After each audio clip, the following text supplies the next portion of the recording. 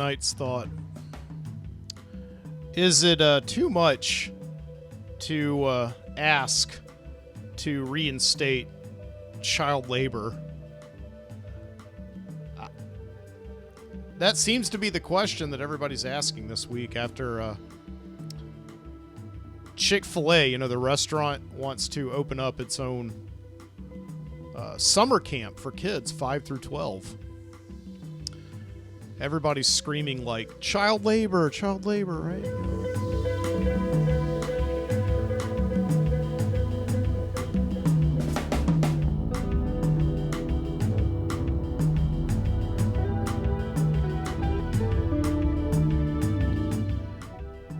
Yeah, no, I've got it right here. That the reason I'm interested in this is because I've been coaching summer camp this week. I've been teaching summer camp kids this week, and Chick-Fil-A wants to do the same thing, right? It's summertime, and the kids need to get out of the house. They need to do things, and the parents are putting them into like sports camps, and like I taught theater camps, and drama camps and karate camps and whatever you can think of camps. And right, Chick-fil-A, which is, like, if you don't know, probably America, I think at this point it is America's biggest fast food franchise. Here in Birmingham, Alabama, you cannot you can't throw a rock without hitting the beak of the Chick-fil-A mascot, which I think actually is a nose. It's a cow, right? Because the whole idea is that eat more chicken. The cows are kind of promoting Chick-fil-A because they don't get to get killed. The chickens do. So it's like this ongoing war of cows and chickens. But I digress. Yeah, Chick-fil-A wants to get into the summer camp game. So yeah, it says right here, they're charging $35 for controversial kids summer camp. Yay, child labor. So you would think, obviously, why is Chick-fil-A getting all of this scorn and vitriol? Well, number one, Chick-fil-A always gets scorn and vitriol, primarily because Chick-fil-A is very often identified by its politics. Chick-fil-A is a very Christian restaurant. As you know, if you've ever been out and been hungry for Chick-fil-A on a Sunday, they're all closed. I've known this for years, and yet I still get a craving for Chick-fil-A on Sunday. It's a brilliant marketing thing, really. It allows them to, have this reputation as being like this stand-up company that gives all their employees the holy day off, while at the same time, all of that respect, I suppose, converts into money from people who both like fast food and are Christian. But yeah, this is taking place in Louisiana. This is just a couple of doors down from where I live. Social media users are split on their thoughts. And it says here, Chick-fil-A in Louisiana is raising eyebrows for its popular new kids program. On June 5th, a franchisee in Hammond, Louisiana. All of these are franchised out. Chick-fil-A. I don't think that there are any that are actually owned and operated by the corporation itself. So it's just like the McDonald's model. They decided to have a Chick-fil-A summer camp. It says admission for the camp consists of 1 3-hour session with team leaders and is suggested for kids aged 5 to 12. The camp comes with a kids meal, a t-shirt, a name tag, and snack, and consists of various activities like spending some time with the Chick-fil-A cow and Chick-fil-A team leaders, as well as behind-the-scenes look at the inner workings of a franchise location. And people are, like, outraged by this. It seems. I even had a conversation with some people this week, some other camp counselors that I was working with, some of the camp directors, and they seem to be kind of split on it. They think that it's outrageous to be taking kids and putting them into this environment where they're paying for the privilege of bagging people's food and giving it out the window to hungry motorists. And I have to say, like, I don't get it. I don't understand why people are interpreting this this summer camp as something like child labor. Child labor. We're talking about 3 hours in the morning. The kids come in, they get a free Chick-fil-A meal, a T-shirt, a name tag with their name on it. They're not going into a hot furnace at a steel mill and picking up ingots with their bare hands and putting them in buckets for 5 cents a week. This is like, let's slow down a little bit. I think this is at the point. This is going to be the story of the summer. You know, every summer there's always one big story that is very incidental, that has really nothing to do with anything, but people just like build it up and build it up and build it up across social media. And they love to get so angry and upset about it.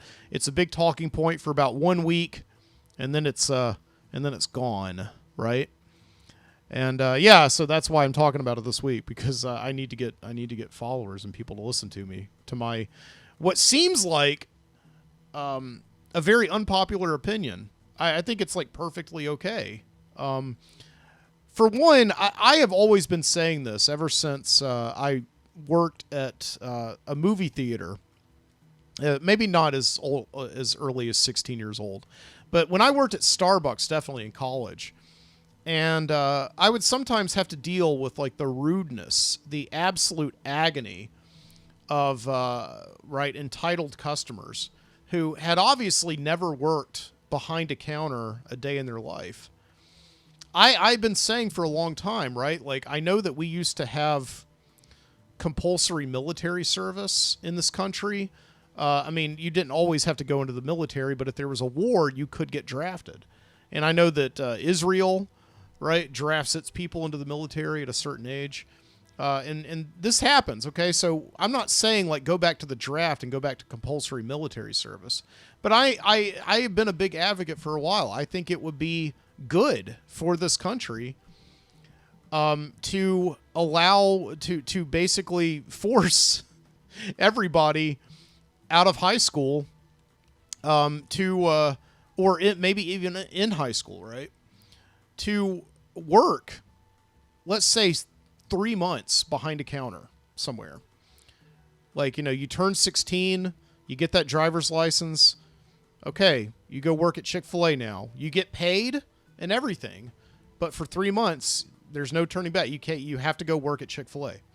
I know, again, this is very draconian. It doesn't sound like something that you should be able to do in a free society. Okay, maybe don't require them to do it, but maybe give them a strong incentive to do it. Okay, so like if you're 16 years old, go work at Chick-fil-A for 3 months. You'll get half your college paid for, or something like that. I don't know. Give them strong incentives for it, because I think that if like everybody in this country came from kind of having the same common experience of having to like work behind the counter somewhere and serve somebody, right, it may lead to a more respectful society, a more economically stable society.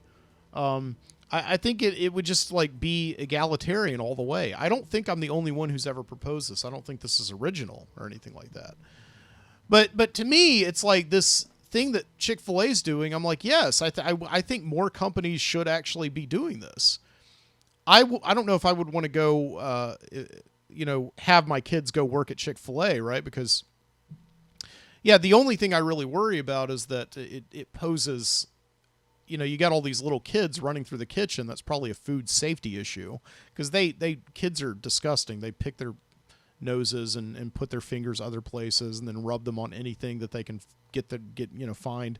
As I saw this week, right, teaching summer camp, but I would say like other companies that, could get in on this. And yeah, it's like, again, we always say that these days, like when you go into a fast food restaurant somewhere, right, you see these jobs that used to be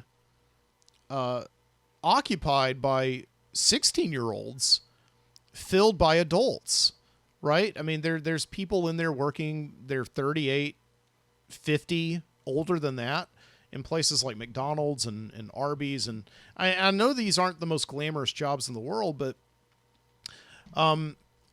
you know, and I don't have the statistics at my hand or anything. I did look at this a while back, but we have the least amount of kids working today than has ever happened since child labor laws were since child labor was in effect. Okay, like in the early 20th century, when Roosevelt was president. Okay, the first Roosevelt. Okay, so we need to seriously think about this. I think like maybe don't throw this summer story out with the beach water. Keep it here and let's meditate on it a little bit and actually maybe have a discussion here about summer camps for kids that actually teach customer service and entrepreneurship. See, I can't say the word, but I know what it means, right? And yeah, I'm not saying that we need to bring back child labor or anything like that. And this summer, Chick-Fil-A thing is definitely not doing that. Okay. But maybe we should think, instead of like sending the kids off to a theater camp, and don't send all of them off, or otherwise I wouldn't have a job for 2 weeks out of the year. But instead of sending them to soccer camp or something like that, you know, let them work behind the counter. I think, you know, it allows them to engage with service workers who, like, let's face it, are sometimes some of the least esteemed members of our workforce, right? These people who just take the orders and take out the trash all day. It'll allow them to see them for who they really are, as like true human beings who are working, who are trying to make it in this world. And yeah, let's maybe do that. I don't think it's I really don't think it's such a bad idea, right? Going forward.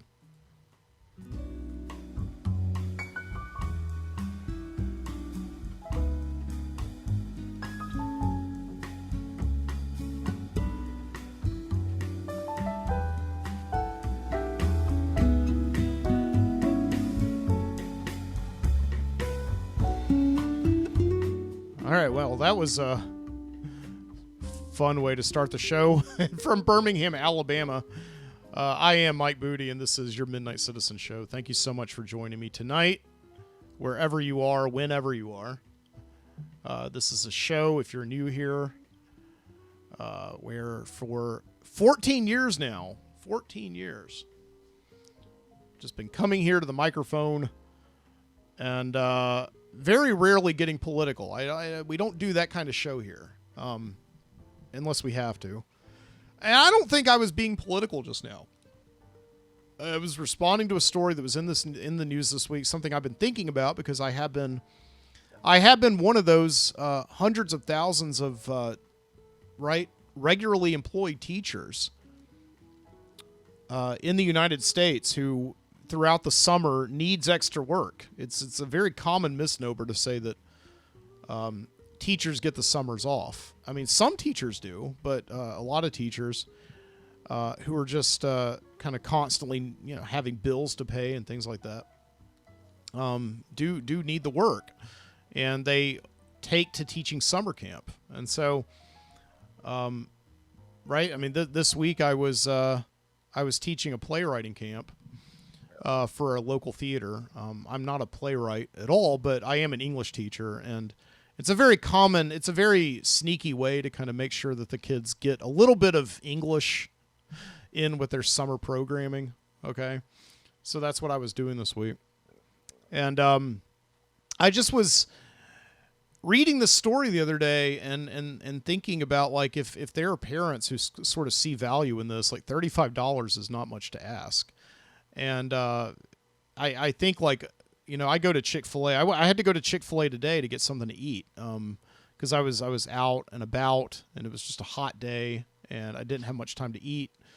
And Chick-Fil-A, I think actually some voting districts in Alabama have used Chick-Fil-A franchisees as consultants to kind of figure out how they can do voting more efficiently. Because I tell you what, you go to Chick-fil-A, it's the only fast food restaurant you go to that you know that no matter where you are in line, you're going to be out of there in like less than 5 minutes.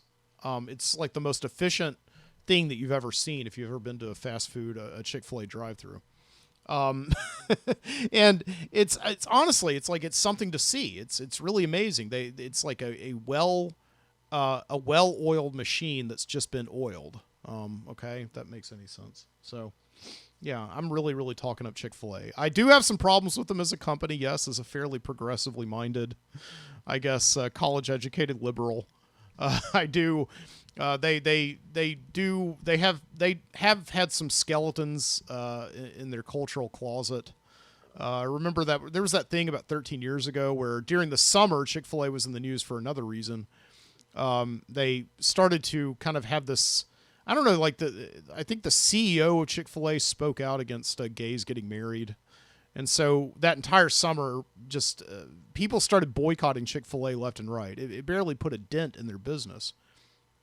And even today, a lot of people remember those comments and still will not go to Chick-fil-A.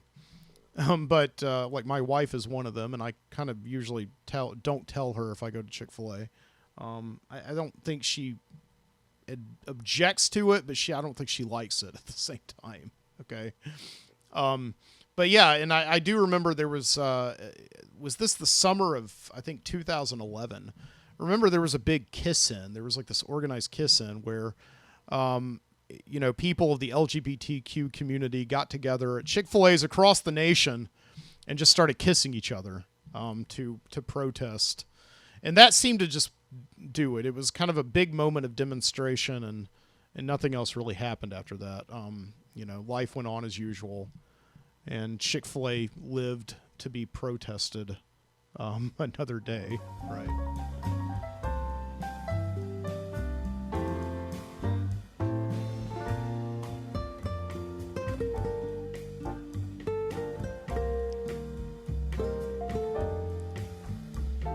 So yeah, I was at teaching summer camp this week at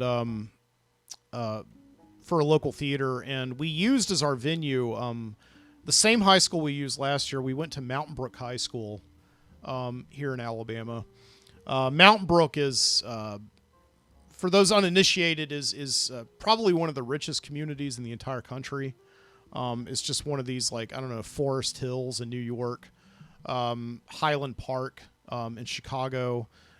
One of these very affluent bubbles in an otherwise kind of mid-size, struggling American city.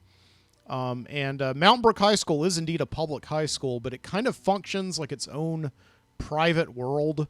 I think they have school buses, but that's about the only thing that looks public about it, is that they have school buses.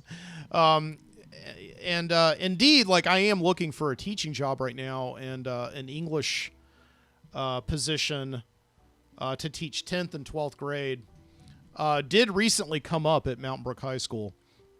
And I started filling out an application. I got about halfway through the application, and I suddenly started to think, like, is this something I want to do? Because, you always get this thing about kids who go to these very rich, elite high schools. And I mean, Mountain Brook is constantly ranked as one of the best high schools in America.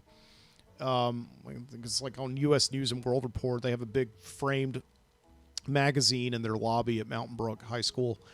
And I was just, you always hear this cliche. Maybe it's a cliche for a reason. These rich kids are all entitled. They know that you're a teacher that makes no money. They know that their parents would make way more money than you do. And you always hear about the kids with helicopter parents. And that's not really necessarily true. Not every parent is a helicopter parent, but having taught high school for a certain amount of time, I can tell you that it only takes one helicopter parent to make your life miserable. But I was filling out this application to teach English there this week, and I feel like I'm a fairly strong candidate, but I was also... Then the day after I filled out the application, I drove to Mountain Brook High School to teach summer camp there, and this was last Monday. And I just said to my wife, who was in the car with me, because she's teaching alongside me, she's teaching a Shakespeare class while I'm teaching playwriting. I said to her, I think if I worked here, I would just get knots in my stomach. every day. And the reason for that is that it's just an intimidating high school. It's like, remember that movie, The Shawshank Redemption? You know, like when Andy Dufresne first goes into the prison, and there's that big camera shot, that flyover shot of the prison that just like, you know, and it goes by the American flag, and it's kind of flapping in the wind, and you just get this sense of this gigantic, intimidating monster. That's what Mountain Brook High School feels like to me. And I just, I guess I'm invalidating my application by talking about it right now. I would not be opposed to working there. It's just I also kind of have sworn off teaching high school for the time being. I like teaching college, where there can legally be no helicopter parents, right? So that's where I am right now in my career. So I filled out the application, and I've still got some more things to do on it. I'm going to send it in and just see what happens. I do not expect to be called back about it, because I kind of feel that there's just something about me that doesn't really quite fit into that community. Number one is like not having any money. That's usually strikes me out of it. But the other thing also is that you kind of have to care about football a lot, and I don't at all, especially high school football. And yeah, you have to be able to deal with more stuff than just teaching. And I think that goes for high school anywhere now. You have to deal with a lot. It's just, right now I'm kind of just enjoying my gig. I did finish teaching summer camp today. I have no more official employment until August, when I start adjunct teaching for the university again. But, you know, between now and then, there's a lot of things that I've got lined up that I'm going to do. It's just not consistent, but you know, we'll get there. It's fine. It's okay.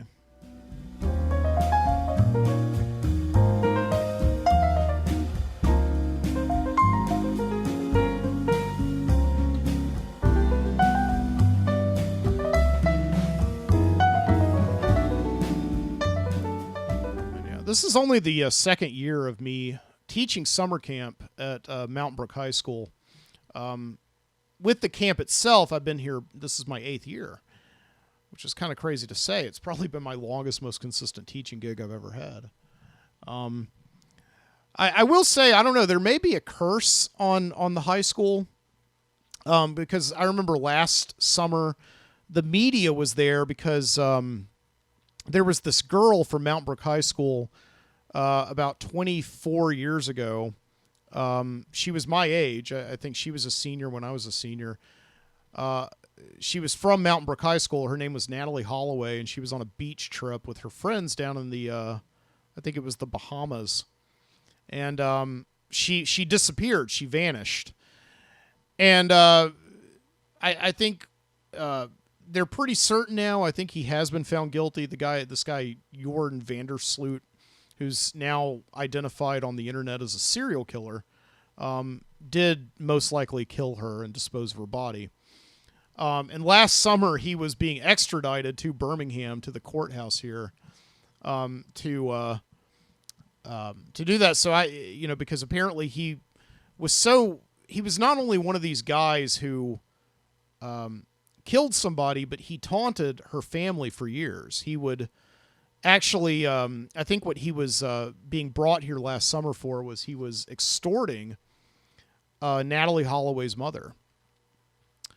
And basically saying, if you give me this amount of money, I'll tell you what happened to her. Kind of like that movie, The Vanishing, right? And it was a terrible thing. And I remember, like, I was teaching summer camp last summer and just looked out the window, and there were all these, like, local media there, talking about it. And then this summer, this happened. This just happened earlier this week. These, I think at least 2 girls from Mountain Brook High School were swimming in the Gulf of Mexico. And they were bitten by sharks. And you may have read about this in the news. I'm looking at this on the AP. Right, Florida authorities warn of shark dangers along Gulf Coast beaches after 3 people are attacked. They still don't know what kind of sharks attack them. It doesn't seem to be like a great white or anything like in that movie Jaws. And incidentally, I did find out this news as I was watching Jaws the other night. My wife was watching Jaws. And I just thought of that scene, with Hooper, right, where they're like, "What kind of shark is it?" And he's got that pencil right between his teeth. It's like tiger shark, right? Tiger shark. So they said that a hammerhead was spotted, but all in all, 3 people were attacked, and they said it's incredibly the odds are ridiculously rare that 3 people could be attacked in one day in such and not only that, but in the middle of the day too, because sharks are normally night feeders, right? Remember when Hooper and Brody go out on the boat? It's like, he's a night feeder. We got to find him now, right? You get the Late Show on this thing, okay? So, yeah, it says in Walton County, the Sheriff's Office Fire Department and the state's wildlife agency were working together to patrol the water with boats and the shore of vehicles. Please swim carefully today. The first attack, okay, here it is. The first attack happened Friday afternoon when a woman was bitten by a shark near Watersound Beach, the Walton County Sheriff's Office said. She had critical injuries on her midsection and arm, and part of her arm had to be amputated. God dang it. She was flown to a trauma center.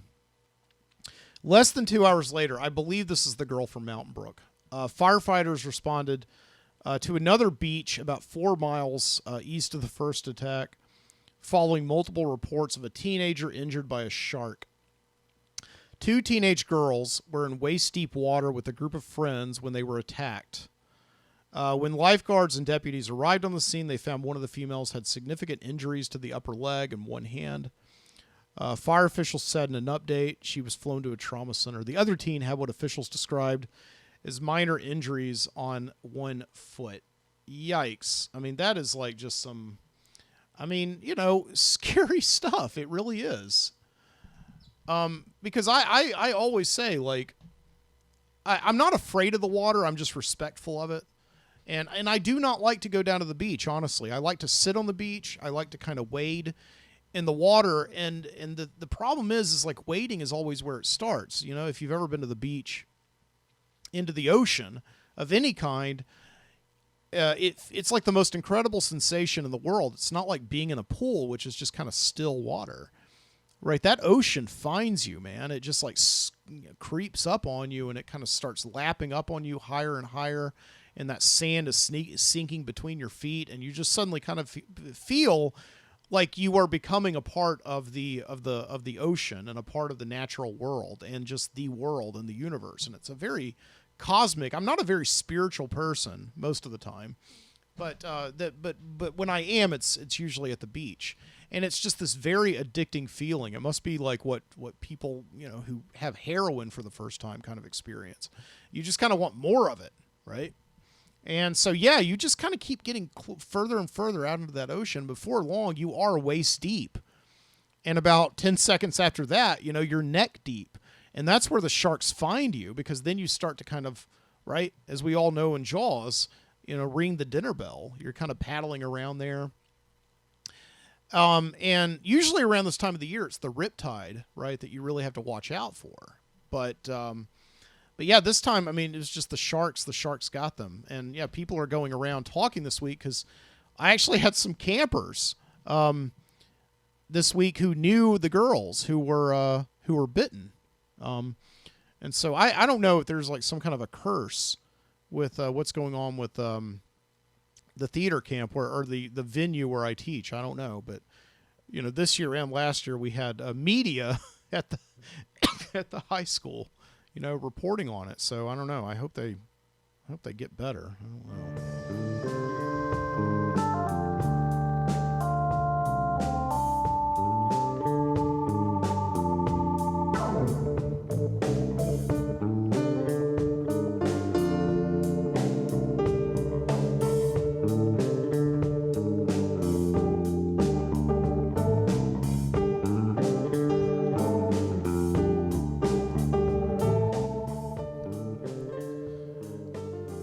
But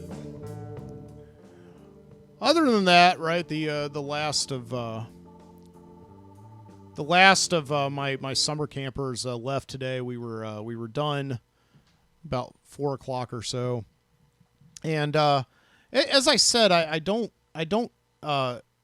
write plays. I think I've written a few in my life. I mean, like, what writer hasn't?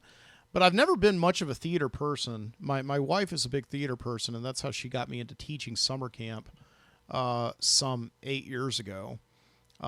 She was like, they needed somebody to just come in and do some kind of a writing component with the kids. And she said, oh, well, my husband is an English teacher, and so I got hired to come in and work with the kids. And it turned out to be a good experience. They've asked me back every summer since then. So, and one of the things that is very difficult, right? And this goes for any kind of, teacher that is teaching a subject that they're very passionate about, right? Is that you get to take something that you have devoted quite a bit of your life to, which is English, which is the written word, which I suppose is to a degree writing. And you have to go in and watch people who have not gotten to that point yet, nowhere near that, haven't even started. And it's very clumsy, and it's kind of ugly sometimes, and it's and you just have to have the wherewithal as a teacher to just like be encouraging, to be like that guy, And I went in this week. I taught kids between the ages of something like, I think the youngest kid was about 6 years old, and I think the oldest one was 15. And so I was working with these kids all week long on how they create a scene. And it's really about telling stories. And the idea of playwriting is that you are, all you're doing is telling a story without going into the characters' heads, right? Like when you're giving them a book, when you're giving your reader some kind of a story, you can say everything that's going on in the character's heads. You are responsible as the writer for telling that complete story. Whereas if you're writing a play, or like a screenplay, for instance, for the movies, all you have to do is just say what's happening on stage at any given time, or what's on screen at any given time. And from there, like, you don't have to do the complete job there. The actor can take it from there. The director can take it from there. And so I tell the kids it's a really fun, distilled way to tell a story. And I think they really respond to that. This is not my, like, I've been kind of using that explanation for the last few years, and it seems to draw with them. So from there, I go on to teaching them how to make characters, make conflicted characters. And I talk to them about conflict. And, of course, these kids are so young. And I have this issue every single year in camp, is that they always want to write a play where nobody has conflict and everybody is friends. And they all want to do that. So I have to, like, talk to them about conflict and say, like, okay, so here's the deal. That's really nice, but remember that we don't go to, we don't pick up our phones and watch YouTube, and we don't go to the movies, and we don't go to the theater to watch people just getting along. That would be boring. And so, unfortunately, we as humans are wired for conflict. And I kind of do this exercise, right, where I put my elbow on the table and kind of extend my arm out. And I ask a volunteer, like, if I were to make this pose with my elbow on the table and my arm extended out, what would you do? And then they naturally join me in a game of arm wrestling, okay? And we have a little arm wrestling, and I always let them win and all that. And I just say to them, like, we as humans, right, are wired for conflict. I wish we wanted peace, but we're not. We're not. We are a species that always likes to fight with each other, right? I mean, see the Chick-Fil-A post this week, right? It's a very innocent story that people just, like, had to get in a fight over, okay? And so, yeah, from there, like, they kind of create stories with conflict. And some of them go to the extreme end, and suddenly, like, by the end of the first day of writing, they come up to me and they're like, can we bring guns in? And, of course, they want to bring Nerf guns in, but they want to have scenes where everybody gets shot and things like that. So you have to train them on finding a happy medium, right? So it is very exhausting, right? Because you as the teacher are running around the room trying to help all these kids who have never written a play before. and have never really even thought about what makes a story before, you're having to do this thing that you take so seriously, and you're having to see it done in very clumsy and very, very, very, very bad ways, right? But I mean, they're kids and they're learning, and you just have to have patience with that, right? But yeah, in this week though, you do see the agony and the ecstasy of the writing process, and me as a writer, like a very jaded writer, I take the process so seriously that I can almost never do it most of the time because it stresses me out so much, right? You're in that class, and you really try to have to kind of keep, as the teacher, you have to keep your cynicism and your jadedness at the door, and you just have to go in like writing is the best thing ever. There's never a problem with it. There's no such thing as writer's block, right? And sometimes I slip a little bit, okay? Like I do remember the other day I was talking to the kids, and I said to them, just keep in mind, because they were upset, it was the end of class and they wanted to keep writing. And I said to them, just keep in mind that the writer's job is never done. The writer is always writing, even when he's not writing. He's going to stay awake all night sometimes and write. He's going to, like, in his brain, he's going to be in the shower and he's going to be writing notes. And he's going to be thinking about this scene or that scene. And he's going to be at funerals. And I stopped myself there, and I suddenly said, like, I think I was looking at their faces and I was freaking them out, because I was suddenly making it seem like once you start writing, you can't stop. Like it was, again, some kind of an addiction, like going into the ocean or doing heroin or something like that. And so I had to calm it down a little bit. But I think the kids still were a little freaked out, because I left a few minutes after that, and I was walking through, and they were having lunch, and they were sitting around tables kind of eating their lunches and then writing their plays and like looking like really desperate and all that. So, right. And the timeline also made it very stressful, because they had to write an entire play and they had to perform it, today for their showcase for their parents. And so there was a very tight deadline to stick to, and I kept on, getting to that. And one of the camp directors came into my classroom the other day just to kind of get something and also check in and see how things were going. And she grabbed me afterwards, and she said, do you realize what you sounded like in there? I said, what? She said, like, you sounded like you were running a playwriting sweatshop. She said you were literally walking around going to the kids like, plays, I need plays, bring me your plays, you have 5 more minutes, right? And so, yeah, it was like, I mean, again, they can complain about Chick-Fil-A, but I mean, I guess to a degree, as I saw this week, right, all summer camps are supposedly, I guess, kind of like that, right? You're trying to get a product out, you're trying to get it in time for their parents to see it and for them to be proud of it, and, you just kind of go, right?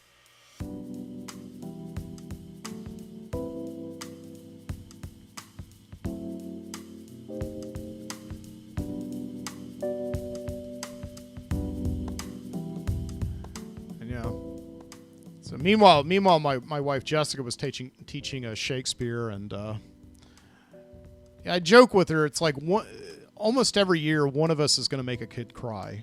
This year, I made it through the entire 2 weeks unscathed without making a kid cry.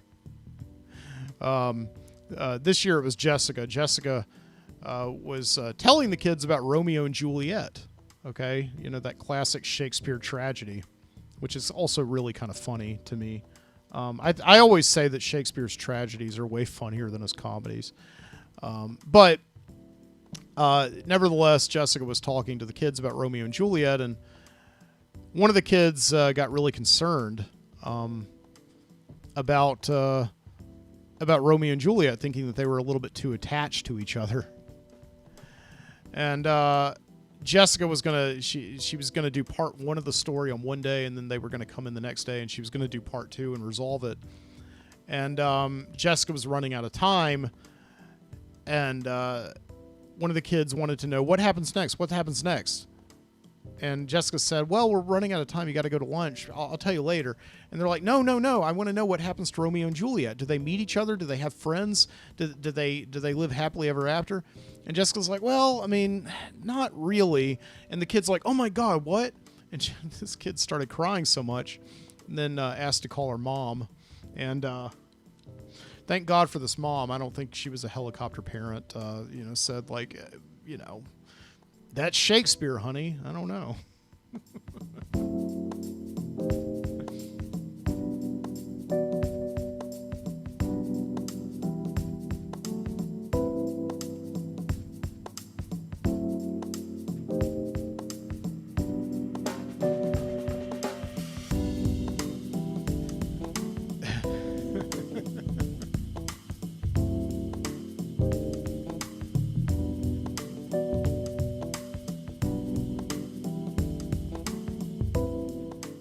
So on last week's show, I did talk about the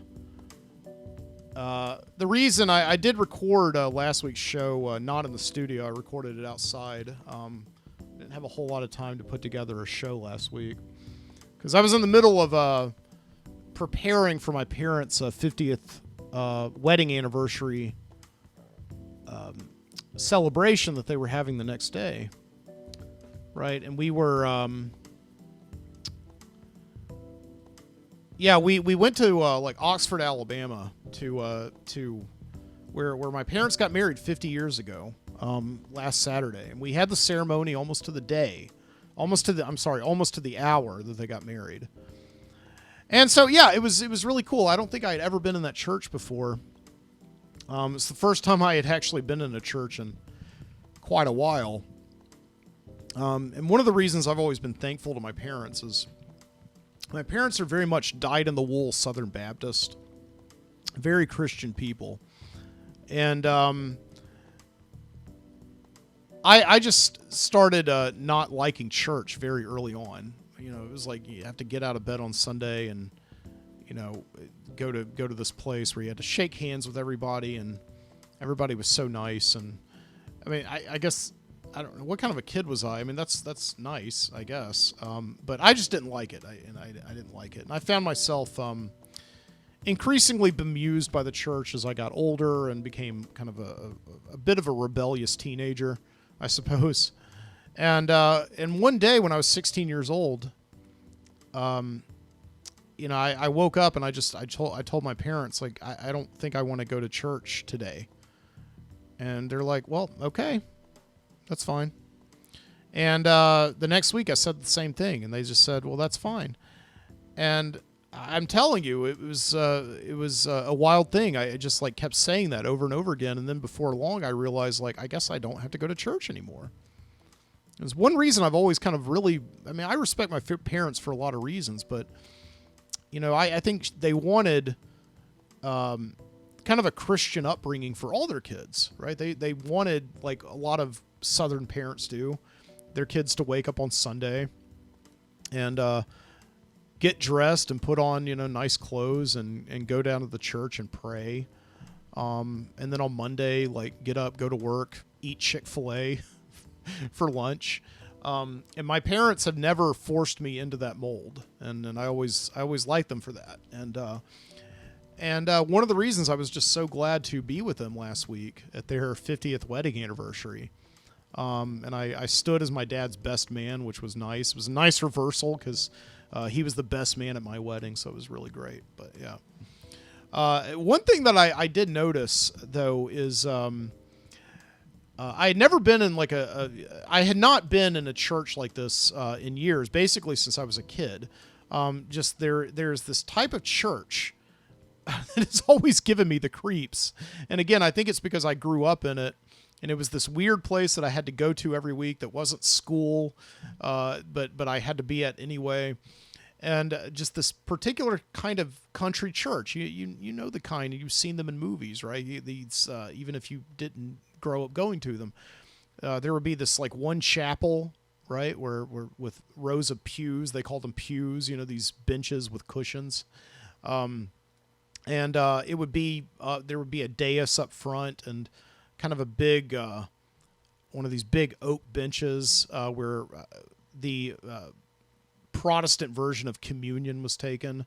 You know, it always had this sketch on there that said, do this in remembrance of me. And I always wondered what that was. Like, what is this? What do you want me to do? And who am I remembering again? What? And, you know, I didn't pay much attention in Sunday school. Okay. But I did know what the Holy Grail was, right? From watching, Indiana Jones and Monty Python, of course, right? But yeah, last Sunday there was a lot of downtime. We got there and we took pictures with the family, and then the ceremony we had about an hour or so of downtime. So I just wandered around this church, and again, the further and further away, it brought back very strong memories of just being in this small country church where I grew up, and of just, you would sometimes find yourself there when everybody would be concentrated in one place, right? Like the worship chapel or the fellowship hall or something like that. And then you would just like wander away from the group and kind of wander into these like long halls and get further and further away from the voices. And it would just take on this like remarkably spooky feeling. And like, recently obviously the internet has kind of gone crazy over this type of feeling, because this is what they have now dubbed liminal spaces, right? And as seen in something like the backrooms, for instance, like, the backrooms, this kind of, this internet phenomenon. I guess it's like kind of taken over like on creepypastas or whatever, or it's all over Reddit. And there's this idea, there's this like acres and acres and acres of just like empty spaces that are creepy because it looks like people should be in big spaces, but they're not. And when you have something like that, when you're in a place that feels like it should have people but it doesn't, right? These are called liminal spaces, and this kind of became like a thing a few years ago. Somebody posted a picture on Reddit of like the original of like this kind of thing that's basically just like an old retail store that looks like it's been stripped of everything, and now it's just like yellow walls and yellow carpet and this just blinding fluorescent light, and that kind of kicked off this whole backrooms obsession that people now have with liminal spaces. And every once in a while, I don't know how I got on the Reddit board, but like I'll go to Reddit and it'll just say like, hey, somebody just posted this in liminal space, and I'll kind of look around it, and it's kind of weird. Like some of these posts are like legitimately trying to capture that backrooms feeling. Like to me, the feeling is just like being in a place that is unhampered with, that's like unscrewed around with, and all these people are sort of like being like, I took a picture of this and I put it into Photoshop and all that. It's like, doesn't that kind of defeat the purpose, right? When you're taking a photo of like a creepy liminal space, and then you're kind of like doctoring it and all that. It seems like that kind of, I don't know. But I did have this feeling though, right? When I was at my parents' small town church in Oxford, Alabama last Saturday, of just walking around this place and just feeling like eerie, creeped out. There should be people here and there's not. I can hear people, but they're off in the distance, right? And that's just kind of the feeling that you get being in liminal space. And I have said to people that looking at this like original backrooms photo, right? And they did, by the way, they did find this place where this photo was taken. It was taken in Oshkosh, Wisconsin. And it was this place, this retail store that had gone out of business, and I think now it's like an indoor RC racing track, a place where you can come in and like race your RC vehicles or whatever. I don't know. But yeah, they've got this here, and I did just when I saw this original backrooms photo a while back, I had this feeling that like that was what it was like to be in the fellowship hall of the country church where I grew up in Moody, Alabama. Okay, this place that was just, it always creeped me out whenever it was like a Sunday, and I would sometimes like go with my dad because he was a deacon of the church, and the deacons were in charge of collecting the offerings, like the things that the money that people give to the church that they tithe. And after that, my dad would collect everybody's tithing, and then he would take it into a back room in into like an office, and he would count it. And to get to the place where he would count it, we would always have to walk through this empty fellowship hall that, again, the name implies it. It's like a fellowship. People should be there, right? Having fellowship and being together, but like nobody's there now. Okay. And it always just gave me the creeps to go through there. And, yeah, this original Backrooms photo did remind me of that. And so it was crazy when I found myself at my parents' church where they got married 50 years ago last weekend. And I was walking through it, and I ended up finding myself walking up like a flight of stairs, right? And going into this, just opening up this like thin plywood door, and it creaked open, and there in front of me was like possibly the creepiest thing that I've seen during the daytime in a very, very long time. Okay. It was this, it was this fellowship hall, where, it was a fellowship hall. It was exactly what the whole Backrooms thing reminded me of in the first place. This fellowship hall in a small town church. I took a picture of it. That's what the cover of this week's show is, by the way. And, not quite meeting the perfect conditions of liminal space, where it needs to be like a room that's in the position of transition, I suppose. Because as you see, it's got like, tables there, like round tables with chairs at it and things like that.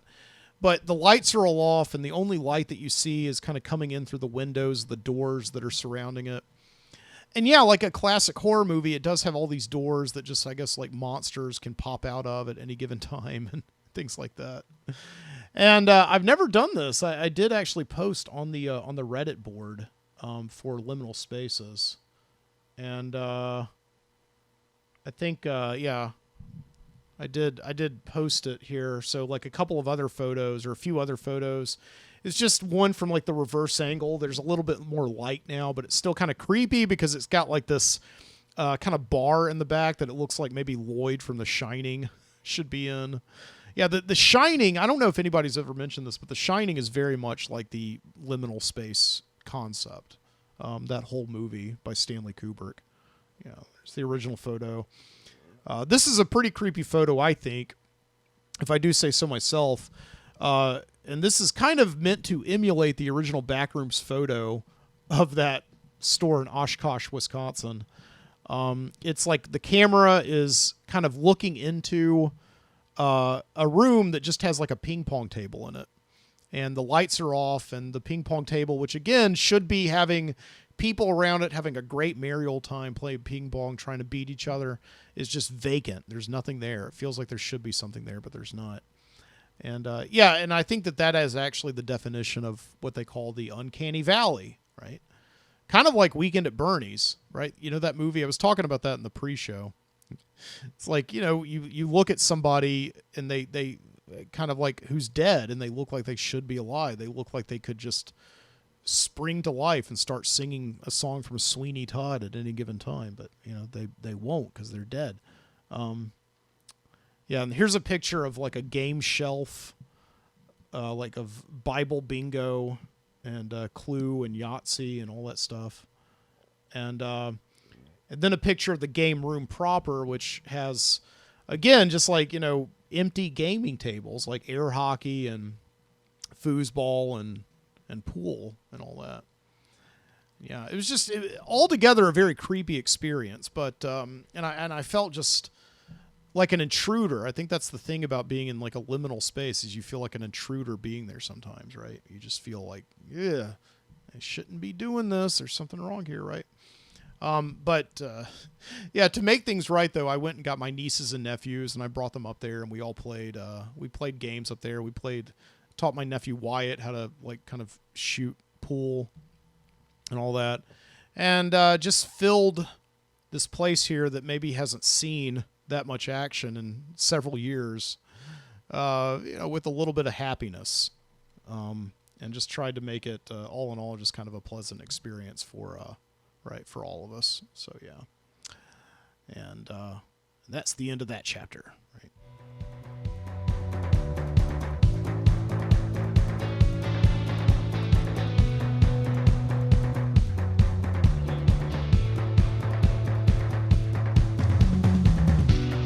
right. So I think I'm going to take a break here, play some music, get up, stretch. I'll be back here in about 8 minutes. Enjoy the break.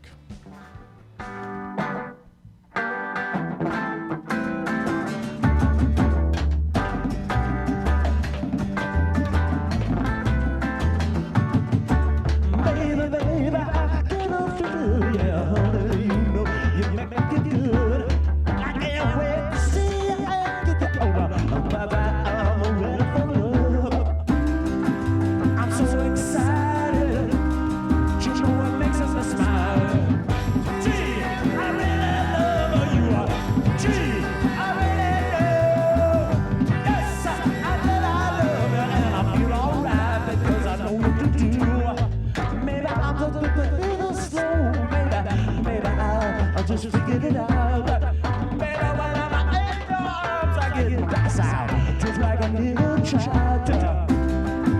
What's left to admit that? Baby, you got for me to go. I'm an instinctor. Yeah, I'm afraid. Hey, that's not automatic matter. Come on, baby, let's scratch this plane.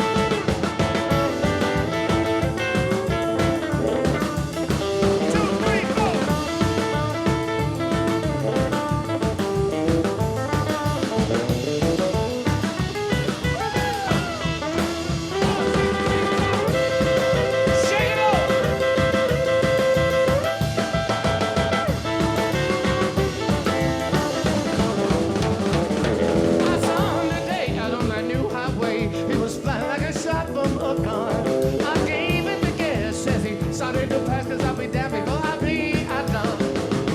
Got on a trail, riding up on his tail, blowing like a rocket and fly. I showed it again, took a look in the mirror. That's when I saw them passing red lights. Hey, low down, you better slow down. Let me tell you, I'm gonna get you. I'm gonna let you know the meaning of pain.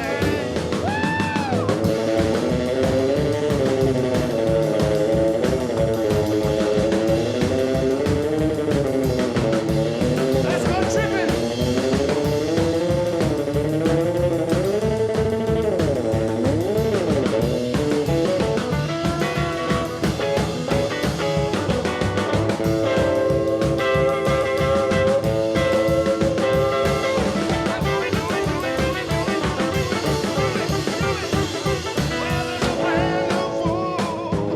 He's playing it cool. Well, he seems to be the talk of the town. I know him real well, he's showing himself. And both of us were feeling low down. They took away our cars and put a boat behind boys. 21 days without pay. When the sun goes down, you can hear the sound out in the halls of the riverside jail. Hey, low down, you better slow down. Let me tell you, I'm gonna get you. I'm gonna let you know the meaning of mine.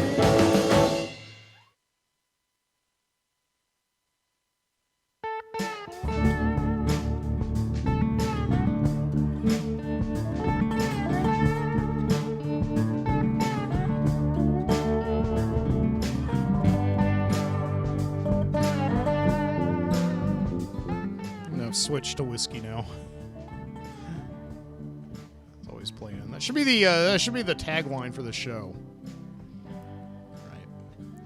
Start with coffee, finish with whiskey. I don't know. That's pretty lame. I'm not like one of those like, hey man, come on into the double deuce. I'm not one of those guys, right? Not one of those like power drinkers or whatever. I do like whiskey though, especially after a day like today. Just reward yourself, right? I got some Woodford Reserve and big old thing of ice in it. So, you know. Welcome back to the Midnight Citizen Show. This is once again your host, Mike Booty. We had some good songs there. You just heard a band that I played before. A band looks like a Big Sandy and his Fly Right Boys. It sounds like I don't know, what are those ska bands of like the 90s, like the Squirrel Nut Zippers? They sound like they're in league with those guys. But the name of the song was called Hey Low Down. Before that, we had a band called Heavy Trash with Gee, I Really Love You. That was a live track. And all of that is available over at the freemusicarchive.org. So head on over there if you've got stuff you need to use music in. Free Music Archive lets you use all that music as long as you give it credit, which I just did. So there you go. Let's check it out.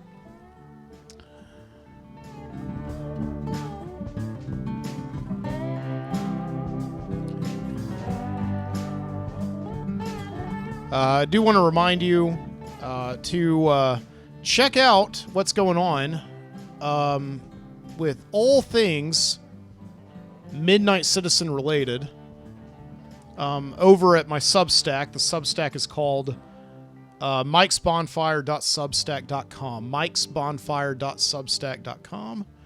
You can see there's basically 3 things I'm doing right there each week throughout the summer. I'm releasing a podcast every Saturday night. That's what you're listening to right now.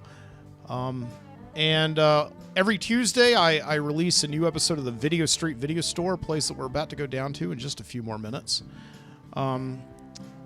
Edited collections of great stuff from our video and film past.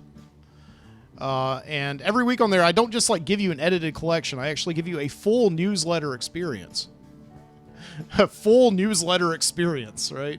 Where I actually write an entire, like a treatise, right? Or just a write-up on all the videos that I feature that week, right? So yeah, this week we've got stuff like behind the scenes on Production 821. That's a behind-the-scenes reel of Rebel Without a Cause with featuring Gig Young and Natalie Wood, which I would highly recommend if you've never seen it before. It's one of the great behind-the-scenes documentary of the studio contract days of the 1950s. There's a promotional film for the Sun Sphere in Knoxville, Tennessee for the 1982 World's Fair. And then, of course, we've got a training video. You know, if you've been here at the Midnight Citizen for a long time, you know that I love training videos, okay? Especially ones of like the retail video variety. Places that sold videotapes, video games, all that stuff. I love that stuff so much because they always try to be hip and cool and speak to the young losers who work there, I guess. And yeah, and then every Thursday, for at least the next couple of weeks, I've got a couple of more stories that I'm ready to release, and then after that, I'm working on new stuff to release after that. I am writing releasing some short fiction that I wrote. It's called Small Town Summer. All that stuff that goes on in a small Alabama town during the summertime in some kind of nondescript area of time. I don't know, like the 1990s, I think maybe. I don't know. This week, I don't know what I was thinking. This week's got like this kid going all over town to find like this mysterious kind of videotape. And it looks like he's going to places that existed in the early 1990s and then other places like Suncoast Video that existed in the late 90s. And I don't know. It's, you know, but it's a good story. And I'm really proud of this fiction. And please read it, you know, and subscribe to the newsletter, right? Yeah. And if you are a subscriber, keep in mind that on this week's show, because it is a studio show, I will be releasing a subscriber-only cut of this episode. Not on audio, but on video. So I do like an entire pre-show and then a post-show and put all that together. And that is a video that you have access to with this week's, if you are a subscriber to mikesbonfire.substack.com. So please check it out. I did get interviewed, by the way. I forgot to mention this totally. I did put it up there on social media. If you're over there at Instagram at the Midnight Citizen Podcast, if you're on my Facebook page at the Midnight Citizen, I did put it up there that I did get interviewed by Bob Lament over at Static Radio last week. I forgot to mention on last week's show. I don't know why, because it was such a great event. 14 years. This is the first time I've ever been interviewed by anybody. And me and Bob, it wasn't really an interview. It was just kind of a talk. Me and Bob talked about all sorts of things. From working in video stores. Both of us have that past working in video stores. Yeah, we just talked about a ton of stuff. And it's a great show over at Static Radio. So I'll post the interview in the show notes. And you can check it out there. And your humble Midnight Citizen getting interviewed, right? Just like Sharon Stone in Basic Instinct gets interviewed by Newman, right?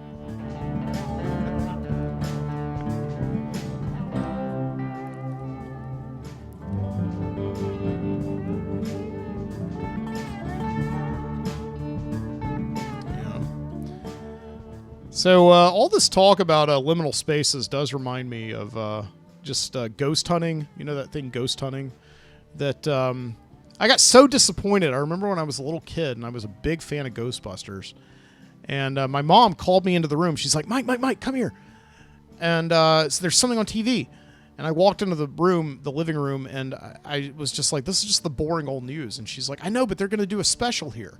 And yeah, sure enough, I see on the TV, big words come up that says the real Ghostbusters, right? I was like, oh my gosh, like the real Ghostbusters, like the cartoon? And she's like, no, these are actually the people who really do what the Ghostbusters do. And so I don't know if my mom thought it or not, like they would have proton packs or whatever, but yeah, sure enough, the news report was a bust. It was like just these people walking around in dark rooms, asking questions to ghosts, right? Like, how long have you been dead? If you can hear my voice, if you acknowledge me, blow this candle out. Things like that, right?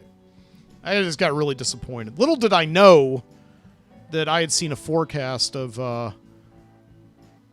the next 30 years of television, because there was every show is like that now.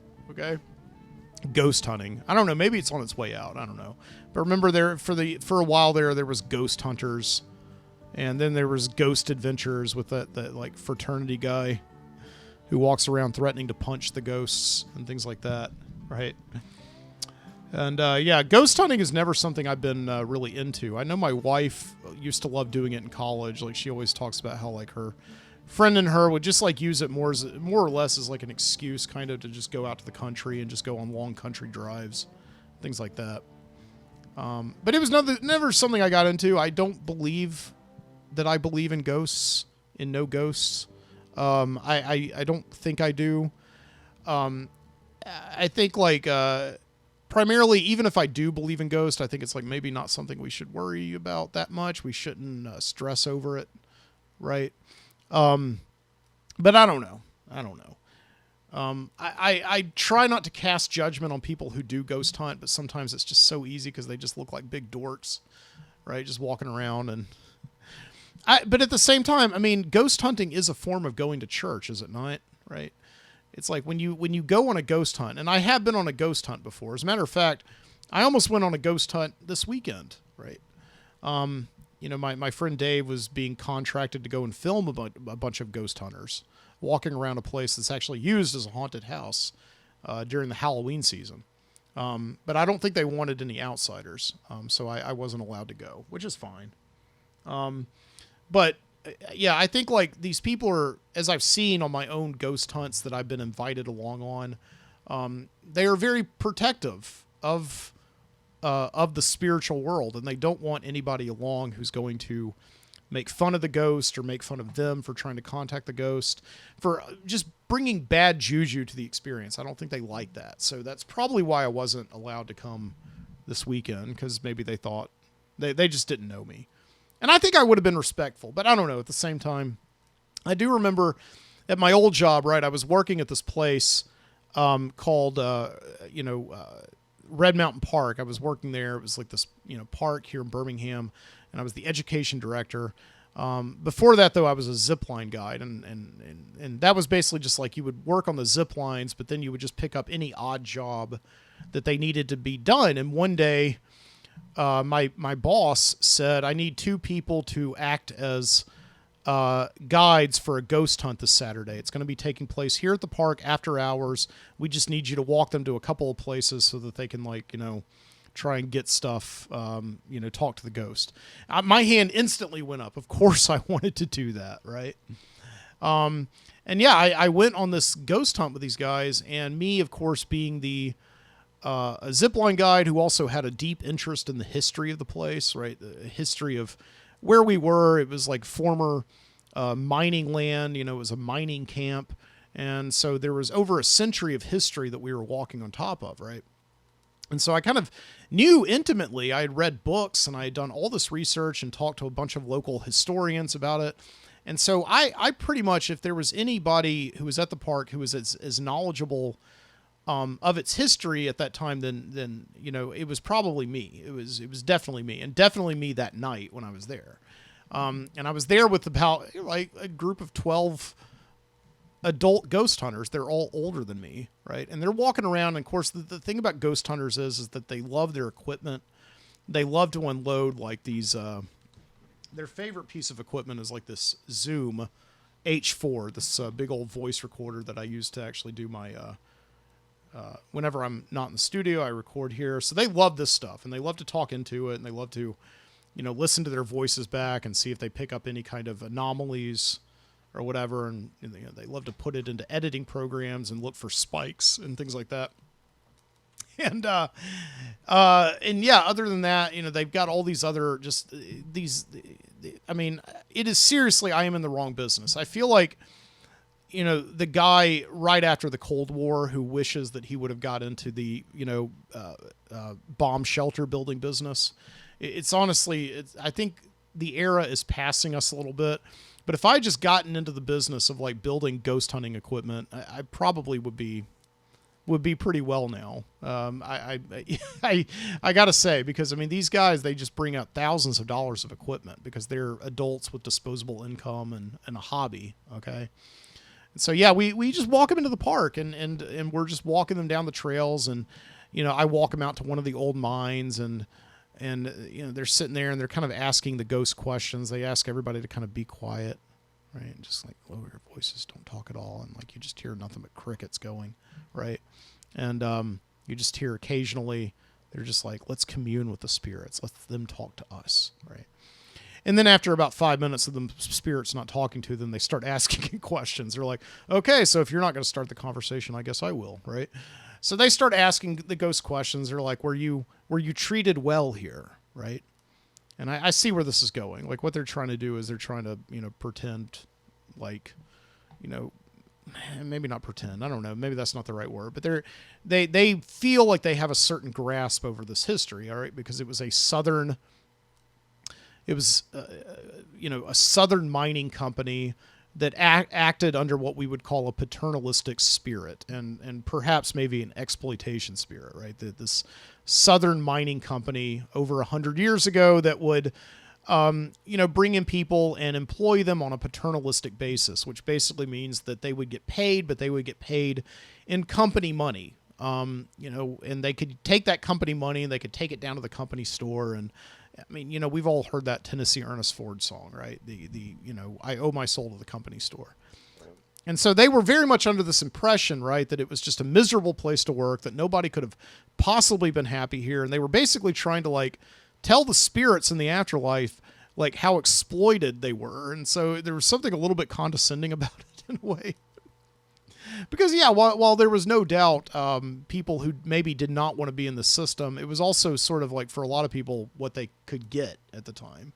And, yeah, because of a bunch of, labor strikes and labor and changes in labor laws in the 1950s and 60s, a lot of those paternalistic practices were kind of put to bed. But I'm sitting out there and it 10 o'clock at night and it's just pitch-ass dark outside and I'm just hearing these people commune with spirits and tell them that they could have done better with their lives. I don't know, but they were asking the miners, "Were you treated well out here?" And so I take them to another place. Like I take them to this old dilapidated bathhouse where all the miners would come up out of the mines, just drenched head to toe in like red clay and dirt and hematite. And I started hearing them be like. One of them suddenly was like, I think I've got something, right? Like we're hunting for Jaws or something. And he's like, I think I've got something. And he's like, yes, I do believe I'm communing with an old black man. Okay. And so he started asking, because of course he's an old black man who worked in the mines. Of course he says, were you a slave? And, right. Like, I keep my mouth shut at this point. I'm like, okay, whatever. But, I secretly, I'm kind of going like, this whole place opened up after the Civil War. It was a whole part of Reconstruction. There were no slaves here, right? Okay.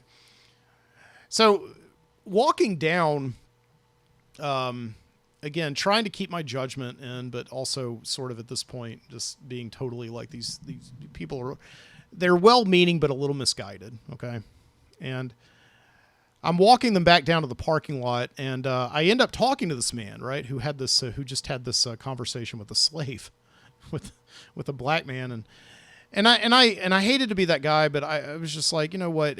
I know something and I don't want him to walk away with the bad impression that, that he talked to a ghost who sort of like tried to convince him that he was a slave or something. But, I told this man, sir, I'm sorry, but I have to tell you, like, if you did talk to a slave, if you felt like you talked to a slave, then I have to tell you that all of the mining operations here happened, after 1871. Like you saw the marker on that mine down there. It opened in 1871 and slavery had been abolished in the South. This was purely a Reconstructionist effort.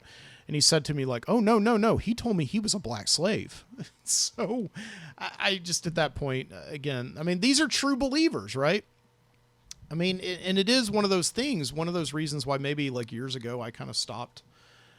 I don't know. Maybe it was a reason I stopped going to church. I haven't really explored this in full yet. But what I was finding out is that if you do talk to these people, you have a hard time debating with them.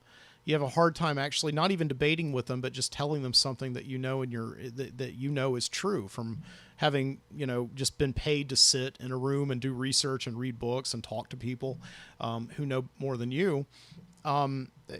Right. And so like you're in this Dunning-Kruger. I was in this place, in the Dunning-Kruger curve. I was in what they call the Valley of Despair. Okay. And I was at the point where I had read so much that I was like, I don't know if I know anything. There's so much to know that I don't know if I could possibly ever. And it would be several months before I read enough to where I would like be comfortably kind of up in the upward turn, where I would be like, I know enough, but there's still more to know, but I'm kind of comfortable with that. So you can sustain that a little bit, right? The Dunning-Kruger thing.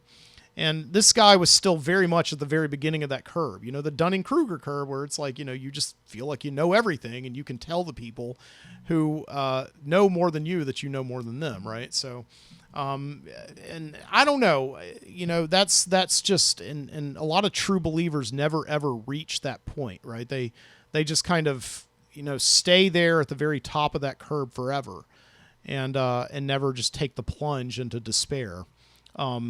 It's a brave plunge that you have to take, right? But it was fortunately one at the time that I was getting paid to take, right? But nevertheless, I mean, he's a true believer there because he's got a higher power telling him, right, that this is all you need to know, and you don't need to know anything else, and you're totally okay because you do know this, and because you do believe in it. You can totally, feel free to argue with people who might tell you opposite. I don't know, This is a ghost hunting.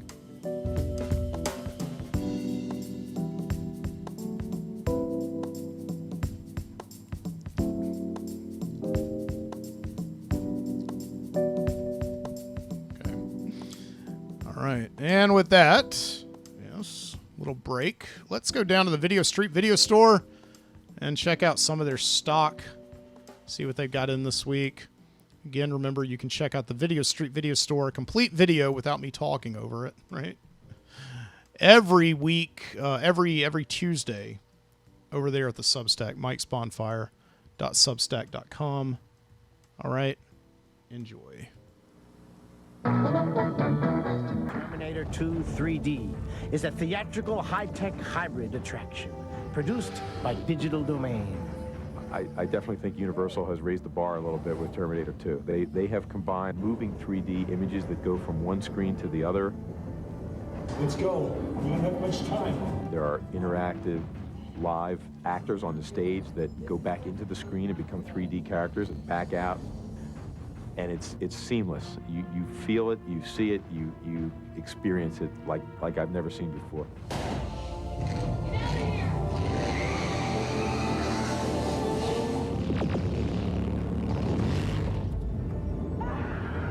T2 3D's live-action sequences, directed by James Cameron, were shot with customized 65mm film cameras and utilized special movable camera mounts. In the past, 3D cameras have been static. They've been locked down in being able to shoot a static scene. What's that? Hey, Hondas, keep moving. But with that film, what they did was make the 3D camera mobile. So it had a much greater sense of being right in the action. After filming, the Digital Domain studio created computer-generated special effects to give T2 3D a sense of futuristic realism. Stop whining. In addition, some sequences, like the climactic battle with the T-1000, were created entirely on the computer. At the same time, ride designers had to choreograph the on-screen action with the live stage show. Get out of sight.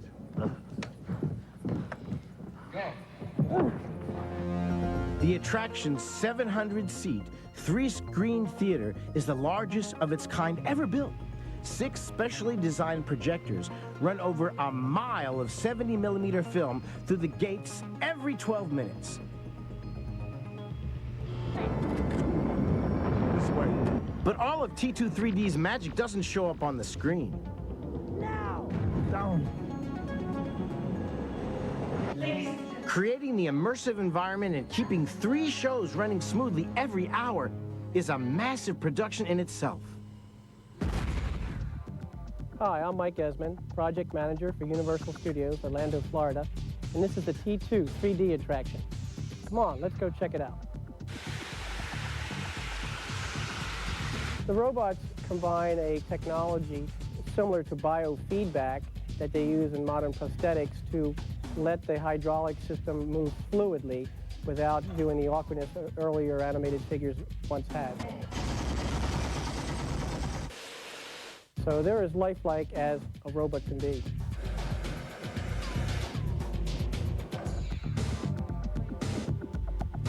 We're in the control room at the back of the theater where all the computers are tied in into one control panel that is supervised by a technician, mainly because of the live actors and their safety. The technician allows the computer to go to its next sequence. If the technician feels that there's an unsafe condition or the show is not progressing as originally scripted, that technician has the ability to abort the show. I said I'd be back. This particular screen, we're looking at a panel view that allows us to do a diagnostic evaluation of what's going on with the show action equipment, and if a particular function's not working or if it's not working up to what it normally should be, it allows the technical staff to fix it either on the spot or after the attraction closes. The audio system supports the 3D image by means of having the speakers located behind each one of the screens as well as above and behind us. So as the image moves on the screen, the audio also moves with the image. So you hear in 3D as well as see in 3D. It's so realistic with the 3D combined with the live action and all the other technology we've employed here that you sometimes forget you're in a movie seat.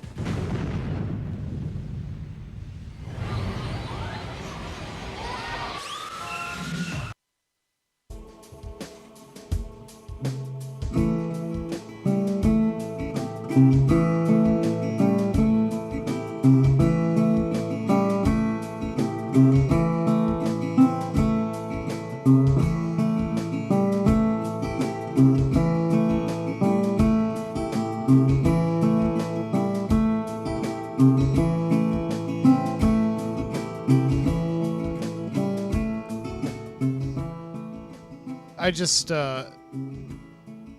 saw that on YouTube today. I'm sorry, excuse me, at the Video Street Video Store. Right, Discovery Channel takes you behind the scenes of Terminator 2 3D. I remember seeing that as a young boy when I was probably about 12 or 13 years old, around the time it first came out. And I love Terminator. I was like, I want to go see that. Where can I get that? Can I go down to the Video Street Video Store? Is it in theaters? It's like, no, it's only at Universal Studios, Florida.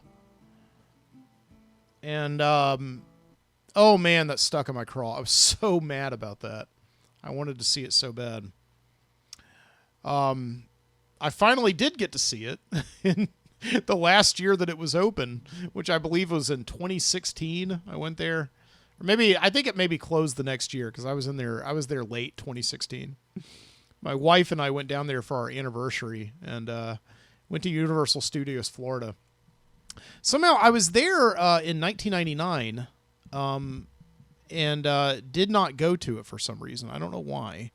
I was there with my actually my church youth group.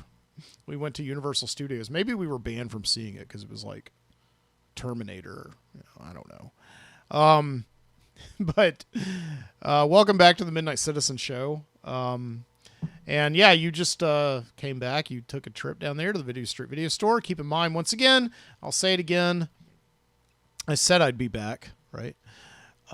That video is combined with other videos that I showed this week, as well as some other videos I put in there, into the Video Street Video Store, a regular weekly feature over at the Substack, where I show you the videos. I put them together in a nice little package, and then I do some write-ups on them, like my memories of them, some actual background information on them. It's been a fun thing. It's been keeping me busy every week, just writing them. It takes me about a day or so to write all those notes. So please head over there. I'm not asking for money or anything like that. Just subscribe, support everything I'm doing over here. That would be great of you. So, there was this time in the 90s when we were just totally overblown, like blown away, right, by digital effects, by the idea of just, every behind-the-scenes featurette, like we just saw in Terminator 2 3D, would be about like, and then we put this into the wireframe, and then we converted this. We did it completely in computer, and we were just, what? Just blown away by that. And by about 1999, it just gets old. It's like, okay, so I guess you're going to do everything in a computer now? All right. So, it just was, it was a very, very depressing kind of transition, right? And now the magic, as many people have said, many people I know who work in film production, the magic is gone. I mean, there's just no mystery whatsoever anymore to how movies get made. The days of, people running out of the theater because they think like a passenger train is approaching them, they're all over, okay? And we just don't, we don't have that kind of magic anymore. But back in the 90s, I mean, honestly, I used to love watching Discovery Channel because they would have these specials on that would take you behind the scenes of movies. And they were still doing a lot of stunt work, a lot of live action, like in-camera stuff. It was really exciting to see. And then slowly the machines took over. Okay? Yeah, that was just kind of, it's a little depressing, but it's okay. We won't dwell on it. Okay?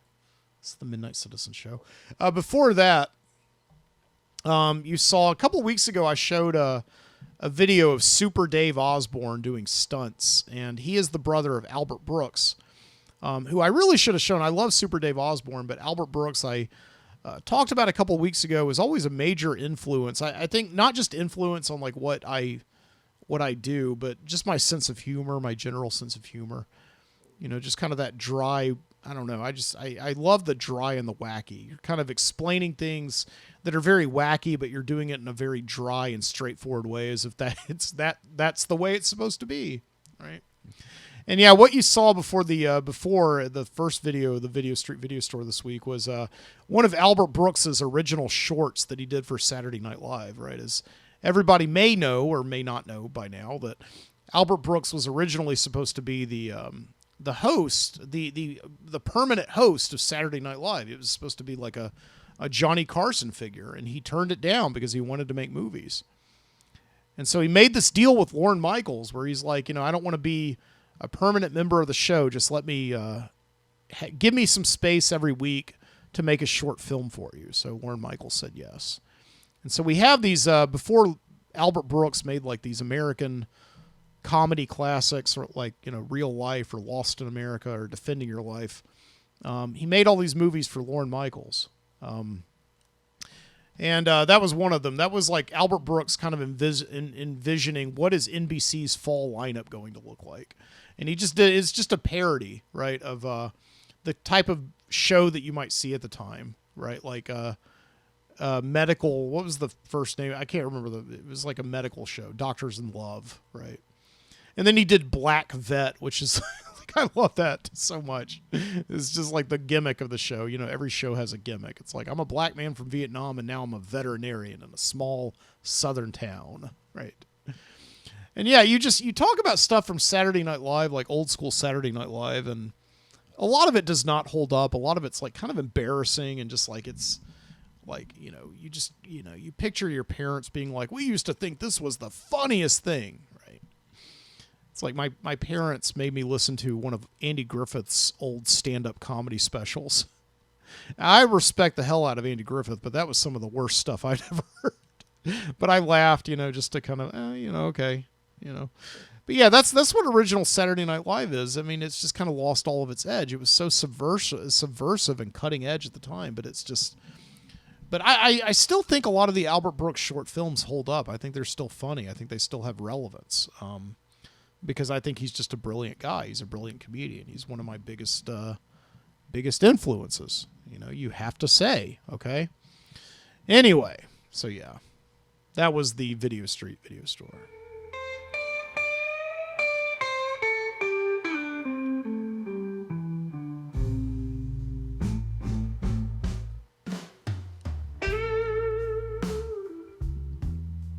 Okay.